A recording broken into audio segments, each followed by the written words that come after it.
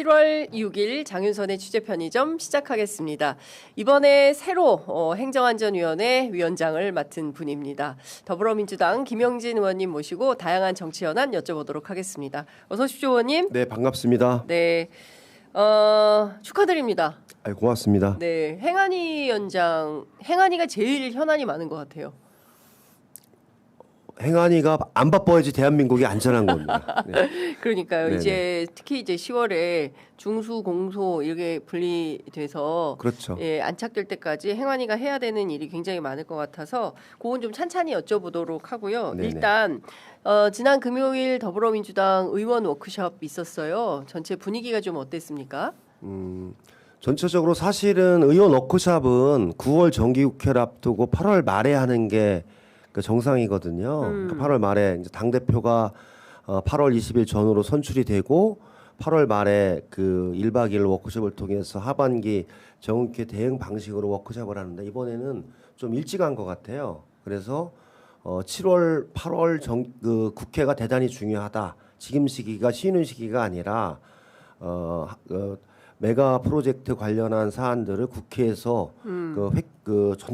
전체적으로 잘 지원해주고 그에 따른 입법이라든지 정책을 진행해야 된다. 그런 취지들이 많이 반영이 돼 있고 그런 다음에 이재명 정부가 이제는 지방선거 후 선거가 없는 2년간의 이제 그 시기로 들어서는 초입에 있어서 여당 집권 여당 더불어민주당 국회의원들이 어떻게 그 의정 활동과 민주당의 활동을 해야 될 것인가에 대한 큰 방향에 대한 서로의 그 공감대가 필요한 시기라서 한병도 원내대표가 워크숍을 하게 되지 않나 이런 생각입니다.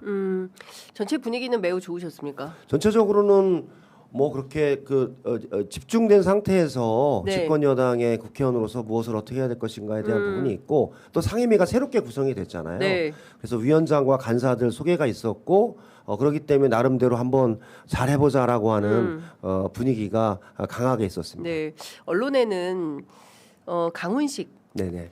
청와대 비서실장의 강연 요지가 굉장히 많이 그 보도가 됐습니다. 핵심적으로는 뭐 제3의 길이라고 봐야 됩니까? 강연 요지가 어떤 건지 소개 좀 해주세요. 저희가 뭐 요청했더니 그 PPT는 드릴 수가 없다고 청와대에서 그래가지고. 강훈식 비서실장의 PPT가 별게 없어요. 예? 그래요? 몇 글자 쓰고서 설명한 거라서 특별한 내용이 없습니다. 그래요? 예, 제가 보니까요. 예. 제가 보는 견지는 그랬어요. 예. 그래서 굳이 뭐 받을 필요 없어요. 나와 있는 기사가 전부 다예요. 그리고 강훈식 비서실장이 했던 견지는 이재명 대통령이 진행하고 있는 이재명 정부의 국정의 방향에 대해서 얘기를 했고 그다음에 호남의 반도체 메가 투자에 관한 근거와 내용 그리고 향후 AI 반도체를 중심으로 한 대한민국의 대도약의 전환적 국면에서 우리는 어떻게 할 것인가에 대한 방향들을 서로 얘기를 했고 제3의 길들이는 부분들은 사실은 조금 양념 정도였다.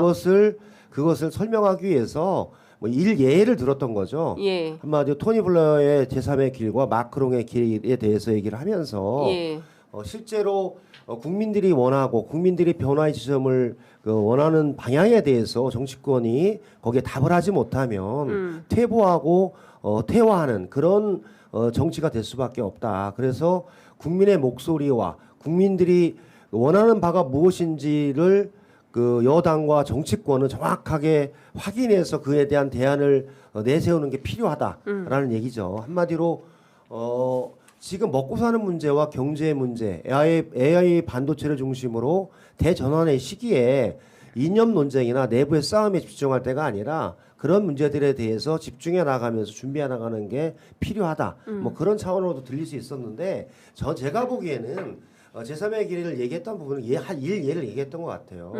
영국 노동당이 한 10여 년 넘게 영국 보수당한테 참패를 하면서 한 번도 정권을 못 얻었잖아요. 네. 그런데 토니 블레어의 제3의 길의 방향을 가지고 영국 국민들의 이 문제를 받아서 이렇게 한번 영국을 바꿔보자 하고는 새로운 길 가지고 정권을 교체했지 않습니까? 네. 그게 잘못된 길이었나요? 저는 제가 보기에는 영국 노동당은 새로운 변화의 방향을 가지고 10년 영국 노동당의 집권을 준비를 했던 거죠. 네. 그런 차원에서 변화의 흐름에 민주당이 조금 더 적극적으로 대응하고 국민의 목소리를 잘 분석하고 대응해야 된다 그런 취지죠. 네. 마크롱도 사실은 마찬가지죠. 프랑스는 사실은 공화당과 사회당의 양당 구조였는데 양당이 다 망했지 않습니까? 결론은. 과거에 자기들이 올바르다라고 하는 노선과 방향에 집착하다 보니 프랑스 국민들이 원하는 바에 대해서 그 답변을 하지 못하니까 예. 공화 사회당 전체가 망했잖아요. 예. 그러면서 사실 마크롱이라고 하는 새로운 사람이 프랑스를 이끌어 나갔던 그런 정치적 선례에 대해서 우리가 잘 살펴보면서 한국의 정치와 미래를 어떻게 할 것인가 뭐 그런 정도의 얘기를 고민했던 바지 네. 그렇게 가자 말자를 청와대 비서실장이 결정할 수는 없잖아요. 근데 어쨌든 큰 틀에서 이게 이제 유시민 작가의 증축 재건축론에 이어서 또 제3의 길이 나오니 민주당의 향후의 노선 투쟁이 본격화되는 건가라는 언론의 분석이 있는 가운데 또 정청래 대표와 아주 가까운 것으로 알려진 뭐 미키루쿠라는 표현에 명칭을 쓰고 있는 이상호 씨가 페이스북에 장문의 글을 올려서 이것은 기본적으로 뭐 기회주의적 협잡이다 이런 주장을 했습니다. 어떻게 들으셨습니까? 저도 그 얘기를 들었는데 그 이상호 씨는 사물을 일면만 보는 것 같아요. 그래서 저는 적절하지 않을 것 같아요. 그리고 이상호 씨는 네. 본인이 했던 과거 행적에 대한 본인의 반성적 성찰을 먼저 하고 그런 다음에 사실은 퍼블릭 마인드를 가지고 얘기하는 게 필요하다. 본인의 과거의 행위가 어떤지에 대해서 한번 되살펴서 보고 반성하는 것을 우선적으로 하는 게 필요할 것 같아요. 네, 이 방송을 보는 분들이 잘 모를 수 있어서 어떤 건지 조금만 그럼 아마 그 검색해 보면 다 나올 것 나와요? 같아요. 제가 제 입으로 얘기하기는 예. 창피해서 더 이상 얘기하기가 좀 안 좋은 내용이라서 얘기 안 하는 거예요. 예. 살펴보면 네. 정말 공적인 마인드를 가지고 대한민국의 정치를 이끌어 나가는 더불어민주당의 주요한 사람이라고 한다면 저는 조심할 필요가 있다. 본인의 행위를. 예. 두 번째는 예. 그게 기회주의적인 협작이라고 하는 그런 그 작은 시각으로 본다면 대한민국의 더불어민주당의 미래는 없다라고 저는 보거든요. 이해찬 총리가 얘기를 했잖아요. 우리가 이해찬 총리가 더불어민주당의 국회의원들과 정치인들이 했던 얘기 중에 가장 중심적인 얘기 중에 하나는 김대중 대통령이 얘기했던 거 있어요.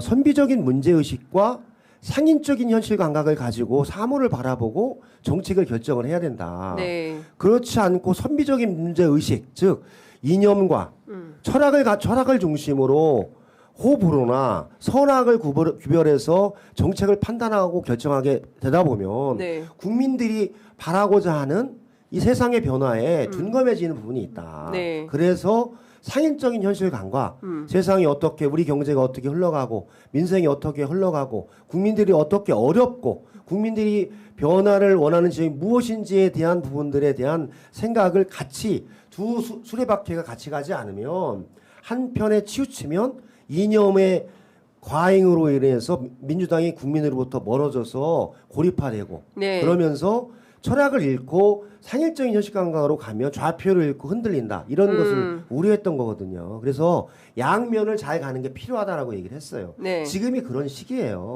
그래서 그거를 협잡이다라고 하는 것 자체는 저는 대단히 우리 대한민국 더불어민주당의 역사나 이런 부분들을 너무 쉽게 생각하고 편향적으로 생각하는 거라 적절하지 않다라고 봅니다.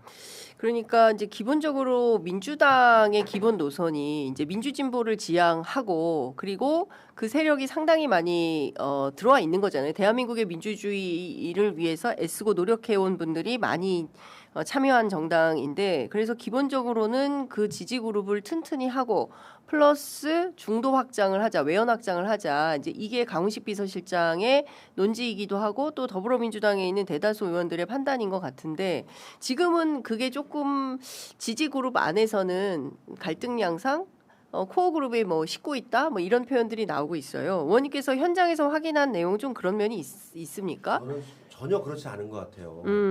저는 일면 아까 이게 협잡이다라고 보는 아주 일면적인 얘기를 가지고 전체를 그 판단해서 공격하는 수단으로 사용하는 것 같아요. 대단히 안 맞다라고 네. 봐요. 한마디로 김대중 대통령이 걸어왔던 길이 그런 길이었거든요. 네. 한마디로 민주당을 강하게 하면서도 항상 외부의 새로운 사람들을 영입해 나가면서 민주당의 몸집을 키우고 방향을 새롭게 개선해 나가면서 국민과 함께 가는 길 갔어요.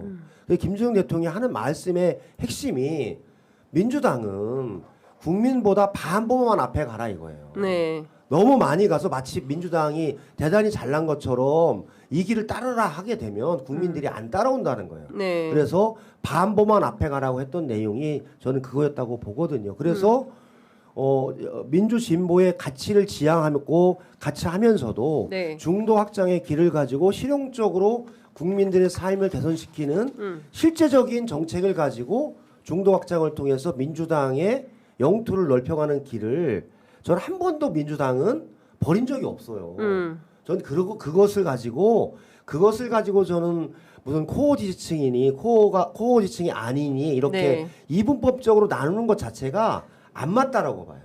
지금 시기에 안 맞는 얘기를 도입하면서 내부의 갈등을 만드는 소재로 사용하고 있다라고 봐요. 그래서 저는 뭐 ABC 론, 네. 코어 지지층 론 이거 자체는 저는 뭐 술자리에서 우리끼리 얘기할 수는 있지만 공개된 자리에서 국민들에게 마치 민주당 내부가 ABC층이다. 코어 지지층과 코어 지지층이 아닌 사람은 구성됐다. 이렇게 내분을 하는 것 자체가 국민들이 보기에는 너무 제대로 웃긴 애들이야 이렇게 보지 않을까요? 국민들은 아무 관심도 없어요. 네.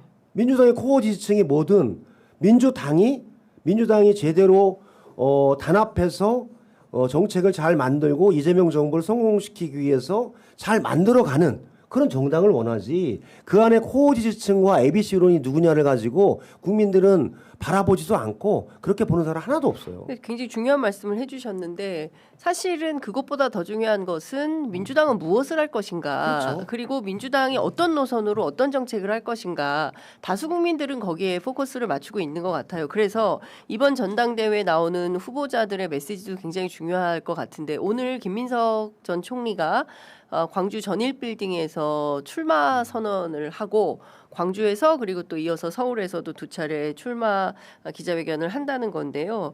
어떤 메시지가 좀 나와야 된다고 보십니까? 뭐 그거는 김민석 전 총리가 알아서 하겠죠. 제가 뭐 김민석 총리의 메시지를 뭐 아는 사람이 아니기 때문에 본인이 잘 알아서 하는데 네. 저는 이재명 민주당 정부가 메가 공약을 발표를 했잖아요. 네. 그래서 광주 전남을 중심으로 한 800조 규모의 AI 반도체 대규모 투자를 진행한다고 했으면 네. 그것을 집권여당 후보로서 집권여당의 당대표가 된다라고 하는 사람은 그것을 국회에서 당에서 최대한 협조해 나가면서 가장 빠른 속도로 진행해 나간다라고 하는 그런 얘기들과 그리고 5국 3특이라고 하는 것처럼 지역 균형 성장과 지역 균형 발전의 한 축인 호남의 발전을 위해서 우리가 진력을 해 나간다. 네. 그런 메시지가 제가 보기에는 5.18 5.18을 핵심적으로 현재 담고 있는 광주에서 할 메시지고 또한 민주당의 역사잖아요. 네. 한마디로 양무 호남 시무국가 이순신 장군이 얘기했듯이 네. 임진왜란 시기에 정말 호남이 없었으면 네. 조선이 무너지는 그 시기 속에서 조선을 구했던 호남의 그런 정신들을 네. 잘 기억하면서 민주당이 민주주의와 성장, 예. 분배, 복지의 이 가치들을 김대중 대통령이 해왔던 민주주의와 생산적 복지의 두 수레바퀴가 더 양적으로 질적으로 확장해 나가는 더불어민주당과 이재명 정부를 만들겠다. 뭐 그런 정도의 메시지가 있지 않을까 그런 생각이 제가 이 질문을 던진 이유는 지금 더불어민주당이 직면한 시대 정신을 구현해야 되는데 그 시대 정신이 뭐냐. 그리고 지금 민주당이 해야 될 핵심 의제 물론 이제 정부가 주도하는 3대 메가 프로젝트도 있지만 그와 별도로 정당이 밀어가야 되는 의제들 시대 정신이 있는 거지 않습니까? 그걸 뭘로 삼는 게 중요하냐. 지금 뭐 김민석 총리뿐만 아니라 정청래 후보 전 대표 같은 경우 아직 선언을 안 해서 송영길 전 대표는 이번 주에 또 출마 선언을 한다고 하고 있고요. 그래서 좀 그걸 여쭤보고 싶었어요. 사선의 중진이시기 때문에 민주당의 시대 정신이 뭐냐 지금. 그렇죠. 전 지금 말씀드린 것 같아요. 그러니까 민주당이 뭐 지금 하늘에서 떨어진 정당이 아니잖아요. 네. 김대중, 노무현, 문재인의 민주당을 잘 계승 발전시켜 나가면서 그러면서도 새로운 전환의 시기에 새로운 미래를 여는 저는 나침반을 잘 만들어 가야 된다고 봐요. 그래서 성장과 그 성장 속에서 오는 불평등으로부터 오는 여러 아픔들을 보듬고 국민 통합의 길을 만들어 나가는 제대로 준비된 정당, 민주당 이런 상들을 만들어 가는 게 지금은 제일 중요하다 이런 생각이 듭니다. 오늘 경향신문 일면 머릿 기사가 뭐냐면 이병태가 쏘아 올린 극우의 표현의 자유예요. 그 5.18 성역이 아니다. 그 김일성 사망 당시에 빗물에 하여튼 블라블라 이런 이야기들을 했어요. 긴 글을 올렸는데 김남준 전 청와대 대변인 이번에 국회의원 새로 당선된 분인데 자진 사퇴해야 된다라는 주장합니다. 의원님께서는 어떻게 보십니까? 이 두 가지. 저는 사퇴 여부는 본인이 판단할 부분인데 자유인이었을 때와 한마디로 이병태 개인이었을 경우에는 그렇게 얘기를 하고 책임을 지면 돼요.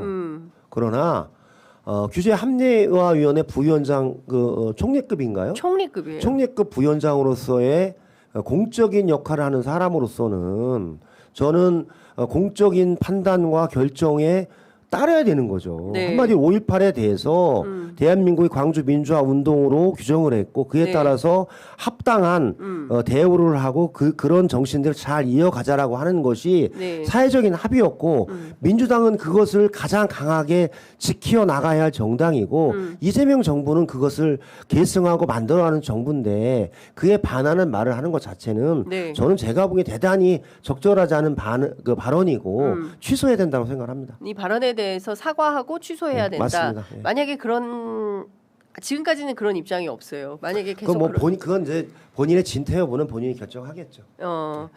그 외연 확장을 어떻게 할 거냐 민주당이. 그러니까 중도 확장 필요하고 그리고 그러지 않으면 사실 민주당 집권이 어렵다. 왜냐하면 과거에도 민주당은 늘 일종의 통합 연대 이런 DJP 연합이 그랬고요. 그리고 노무현 전 대통령 같은 경우에도 어쨌든 정몽준 단일화가 기여한 바가 있고 또 이렇게 합치지 않으면 힘을 좀 발휘하기 어려운 내란을 겪었음에도 불구하고 김문수 후보가 41%나 점유하는 이런 현실에서 민주당의 노선은 어디로 가야 될 거냐. 그런데 이 외연 확장에서 그 대통령께서 정의로운 통합을 말씀하신 적이 있거든요. 어떤 방식의 외연 확장이 좋은 거냐. 이병태 부위원장까지도 포괄하는 외연 확장이 맞는 거냐에 대한 의문부를 찍는 분들이 계세요. 이건 어떻게 보십니까? 그래서 저는 그러니까 자유민주주의 국가이고 그 속에서 민주적 국민정당을 지향해 나가는 민주당의 그 방향 아닙니까? 그리고 연대와 통합을 통해서 대한민국의 변화를 만들어가는 방향이 다 큰 방향을 가지고 있거든요. 그러면서 기본 우리와 함께 플러스 중도 확장을 통해서 다수적인 구조를 통해 대한민국이 후퇴하지 않는 민주주의와 모든 국민이 행복할 수 있는 좋은 나라를 만들어가는 그런 큰 방향을 저희들이 가지고 있다면 그에 따르는 저는 이 확장을 위한 노력들을 지속해 나가는 건 맞고요. 그러나 우리가 지향해 나간 여러 가치와 방향이 있잖아요. 민주주의, 평화, 두루두루한 여러 가지 민주당이 지향해왔던 방향들을 같이 공감하고 만들어 나가고 그러면서도 성장과 이런 미래에 대해서 가치를 잡는 중도 보수층과 합리적인 보수들도 같이 할 수 있는 장을 만들어 나가는 것이 저는 대단히 중요하다 그런 생각이 들고 이병태 부위원장의 예를 가지고 중도 확장이 실패했다라고 얘기하는 것 자체는 저는 타당하지 않다. 한마디로 그럼 옥석을 구분하면 되는 거 아닌가요? 그리고 실제로 이재명 대통령의 지지율이 현재는 좀 떨어졌지만 65%, 67% 될 때는 중도층에서 사실 이재명 대통령을 지지했기 때문에 65%가 나오는 거죠. 그렇죠. 그럼 당연한 거 아닌가요? 그래서 저는 그렇게 만들어가는 것이 이재명 정부의 성공을 만들고 정책적인 집행의 힘을 만드는 근거가 된다라고 봐요. 한마디로 일례로 코어 지지층 30% 똘똘 뭉쳐서 30%를 유지해 나가면 이재명 정부가 성공하나요? 그건 아니죠. 그렇죠. 그러니까 어렵죠. 그런 우리 민주당의 적극적인 지지층 플러스 민주당의 방향에 대해서 동의하고 이 정도면 민주당이 잘하네. 네. 이재명 대통령이 과거의 대통령과는 다르게 성장과 미래에 대해서도 적극적인 방향을 가지고 투자를 하고 계획을 가지고 만들어가네. 네. 이런 상황을 주고 결과를 가지고 저는 그분들이 같이 한다면 그게 민주당에게 좋은 길이 아닙니까? 네. 아니 그러니까 뭐 이병태 하나뿐만 아니라 뭐 이병태 인요한 뭐 등등 과거에 있었던 물론 이제 낙마했던 인사들도 있었는데 이제 그 부분에 대해서는 어느 정도 어떻게 하는 것이 좋으냐에 대한 말씀을 좀 여쭤봤고요. 아까 시대정신 제가 여쭤봤었는데 오늘 조선일보 일면 머릿 기사가 뭐냐면 청년의 65%가 정치가 우리의 현실을 대변하지 못한다, 대변하지 않고 있다 이런 겁니다. 지속적으로 이제 청년 이슈를 이제 청와대도 마찬가지고 뭐 민주당에서도 이야기하는데 청년 문제 얘기 좀 그만해라. 청년들이 그런 이야기를 합니다. 그러니까 무슨 시혜적으로 얘네들한테 뭘 하나 더 무슨 과자 하나 뭐 몇 푼 쥐어주는 이런 방식이 아니라 주체로 인정을 하고 동등한 차원에서 정치 주체로서 인정을 좀 해달라 뭐 이런 말씀하시는 청년 정치인들도 계세요. 의원님께서 고민하고 계시는 이제 청년 그리고 민주당에서 이 청년 이슈를 어떻게 좀 다뤄야 된다고 보십니까? 그렇죠. 저도 20, 30대 청년들이 생각하고 얘기하는 바가 맞는 것 같아요. 우리 아들, 딸이 둘 다 20대거든요. 20대 후반이에요. 네. 그렇기 때문에 그 친구들이 우리 아들, 딸 같은 친구들이 고민하는 바들이 비슷해요. 한마디로 이 좁아진 취업 이 시장에서 네. 어떻게 취업을 할 것인가, 그리고 취업을 한 다음에 조금 더 나은 직장으로 어떻게 점프할 것인가, 네. 이런 고민들을 항상 가지고 있어요. 취업에 대해서. 네. 그러면 실제로 지금은 AI 반도체를 중심으로 상당히 경제가 커지고 성장한다고 있는데 성장에 따른 일자리가 따라가지 않거든요. 네. 한마디로 일자리 미스매칭이에요. 예. 성장한다고 일자리가 만들어지는 것도 아니고 청년이 원하는 일자리와 존재하는 일자리가 틀려요. 네. 그렇기 때문에 그 문제에 관해서 저는 지속 가능한 답을 주는 능력 있는 민주당의 상이 저는 첫 번째라고 생각을 해요. 그러니까 유능한 민주당. 유능한 민주당. 두 번째는 저는 시혜적이나 누구를 가르치려거나 이런 것보다는 그들이 어떤 생각을 하고 있는지 들어주는 게 먼저 있는 것 같아요. 그래서 저기 20대 30대가 생각하는 바가 무엇이고 네. 당신들이 생각하는 거 무엇인가를 먼저 듣고 그런 다음에 대안과 미래에 대해서 네. 같이 논의하고 방향을 만들어가는 게 필요하다라고 봐요. 그래서 저는 인위적인 청년 정책이 성공하지 못했던 이유는 지속 가능하지 않았기 때문에 그래요. 네. 한 명의 청년 최고위원을 만들었다고 청년들이 민주당을 좋아하지 않거든요.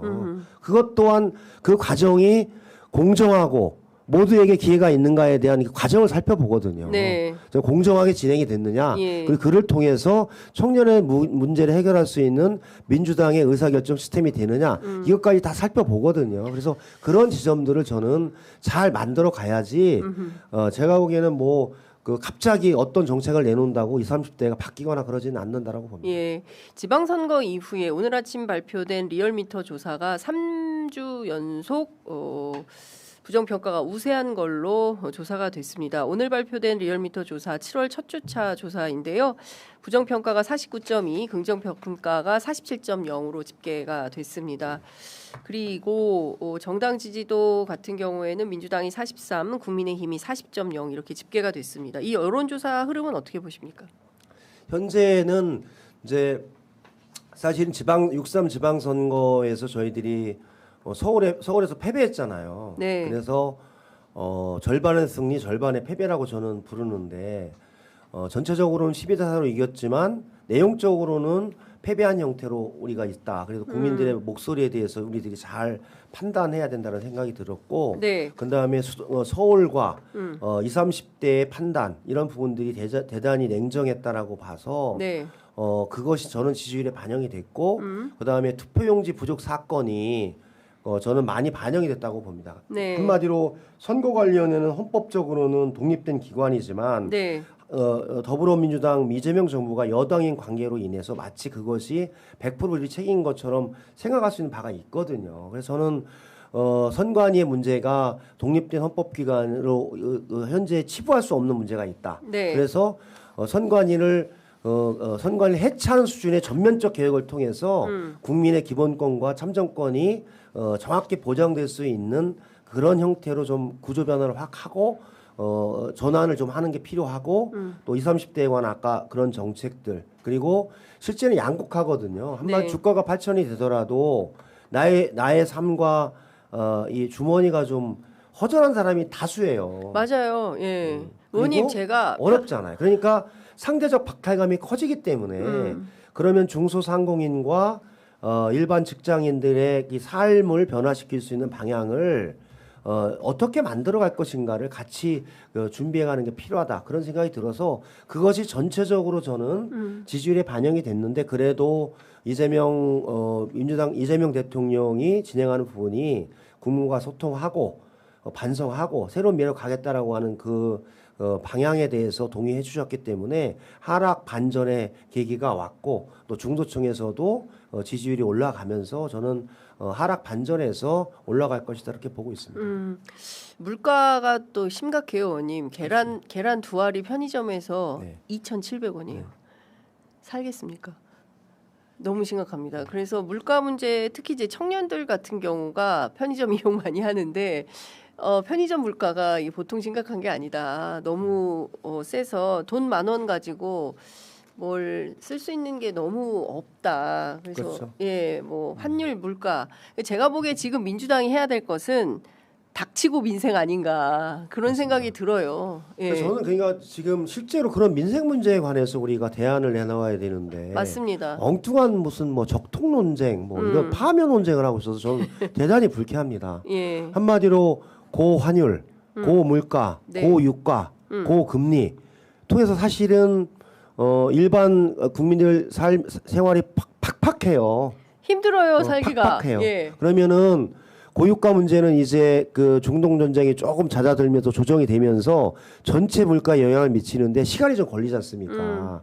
한마디로 수입된 그 석유가 지금 풀려서 지금 하기 때문에 최소 3개월 이상이 걸리는 문제가 있어서 네. 고유가가 고물가에 미치는 영향이 재구조화 재조정돼서 좀 떨어지려면 시간이 필요하고 그다음에 고금리는 사실은 돈이 많이 풀렸기 때문에 오는 문제가 있는 거거든요. 네.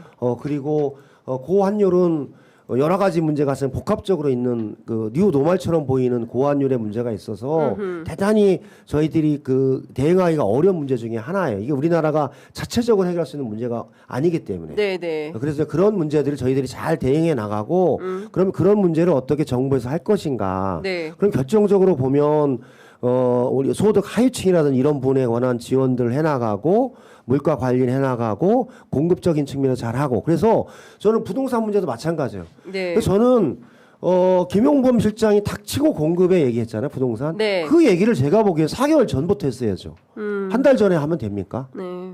대단히 저는 그래서 부동산 문제에 관해서도 여러 가지 문제가 많이 있지만 닥치고 공급 네. 지금은 닥치고 민생에 관해서 민주당이 대안을 만들어 가겠다 예. 이런 얘기를 하는 게 지금 가장 필요하고 예. 당대표 후보자들도 예. 이런 그 3고 문제를 어떻게 해결할 거냐 후보자는 당신의 경제 정책은 뭐냐 뭐 이런 얘기는 답이 있어야 되는 거 아닙니까? 제가 하고 싶은 얘기를 의원님이 오늘 해주시고 계십니다. 그리고 또 하나 제가 여쭤보고 싶은 것은 이것만 한번 여쭤볼게요. 방금 전에 들어온 소식인데 이병태 부위원장이 내가 사퇴할 이유는 없지 않냐? 흔든다고 흔들리면 그게 더 바보 같은 짓이다. 내가 살아오면서 내 가치관을 내 이익을 위해서 할 말 안 하고 처세술을 따르고 그런 적은 없다. 이번에도 다르지는 않을 것이다라는 입장을 밝혔습니다. 어떻게 들으셨습니까? 뭐 본인의 생각인데 아까 말씀드렸지만 네. 그건 자유인 이병태의 생각으로 살았으면 좋겠어요. 그렇다면 자유인 이병태로 살아라. 알겠습니다. 자유인 이병태가 그렇게 얘기하면 예. 그 누가 그 문제에 관해서 얘기하겠습니까? 설령 지금은 규제합리위원회 부위원장으로서 일하고 있는 사람으로서 현재 위치와 조건, 상황에 대해서 잘 판단하는 게 필요하다라고 봐요. 저는 헌법에서 보장하고 있는 표현의 자유와 네. 그 표현의 자유가 타인의 자유와 존엄을 침해하면 네. 헌법에서 그거를 규제하고 있어요. 한마디로 5.18에 관한 모독과 혐오가 5.18의 직접적인 피해자인 광주 시민과 광주 일고 학생들에게 피해를 줬다면 그건 표현의 자유의 범위를 벗어나서 법률적인 판단을 받아서 처벌을 받아요. 그게 헌법의 자유는 헌법에서 표현의 자유는 그래서 제한적인 자유라고 하는 부분들을 네. 우리 헌법은 하고 있고 대법원에서 판결하고 있는 거거든요. 그렇습니다. 그거 잘 아시는 분이 계속 그렇게 동호 반복을 하면 되겠습니까? 그 설령 자유인이라 할지라도 발언의 제한은 있는 거 아니겠습니까? 이렇게 극우적 표현을 사실 우리가 배제고 사태에서 보듯이 우리 어린 학생들까지도 이렇게 된 것은 결국 어른들이 이런 분위기를 조장하고 정치인들이 참전하고 이진숙 의원이 보니까 배제고 앞에 또 힘내라고 하면서 그 응원 메시지를 보냈더라고요. 커피 마실 자유 뭐 이런 주장을 하고 있는 건데 정치인과 공직자들이 이 극우적인 행태에 참전하면서 전장을 확장시키는 것은 좀 잘못된 거 아닌가 싶은데. 그렇죠. 뭐 이준숙 의원은 국회의원이 됐으면 네. 국회 의정 활동과 미래를 가지고 심판을 받아야지. 몇 마디 말과 꽃 한 다발로 무슨 뭐 하려고 하면 안 될 것 같아요. 네, 의원님 시간이 다 돼서 이제 마무리를 해야 되는데요. 행안위원장 되셨는데 우리가 그 아까 말씀드렸던 중수청 개청이 10월 2일 날 개청을 해야 되기 때문에 스케줄이 많이 바쁜 걸로 알고 있습니다. 문제 없이 되겠습니까? 현재는 뭐 법률적으로 12월 1일 날 중수청이 출범하기 때문에 네. 뭐 행안부에서도 현재 준비단을 꾸려서 준비를 하고 있고요. 특히 중수청 공수청의 가장 핵심적인 문제였던 형사소송법의 개정, 네. 보안수사권의 개정도 그 전에 잘 조정이 돼서 준비하는데 문제가 없게끔 해나갈 예정입니다. 그리고 나머지 형사소송법은 이제 법사에서 논의가 되고 전체 의원총회에 논의를 하고 국민적인 네. 의견을 잘 수렴해서 진행해 나가는 게 필요하다 이런 생각이고 행안위는 이제 중수청 출범 이후에 조직의 안정화 통해서 제대로 기능이 진행될 수 있도록 점검하고 해나갈 수 있도록 하겠습니다. 네, 자 알겠습니다. 오늘 말씀은 여기까지 듣도록 하겠습니다. 위원장 되셨기 때문에 자주 모시도록 하겠습니다. 네, 고맙습니다. 네.